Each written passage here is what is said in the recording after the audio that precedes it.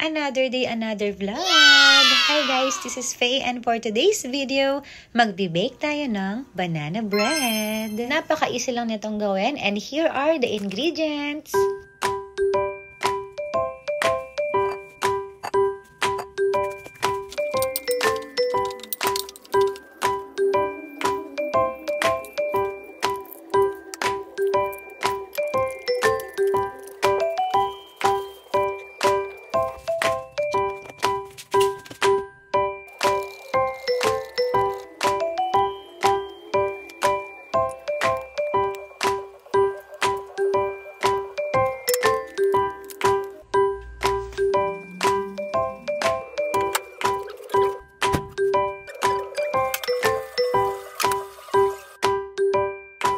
After 45 minutes, ayan na at ready na ang ating banana bread. Ayan na nga at nakakatakam na siyang tignan.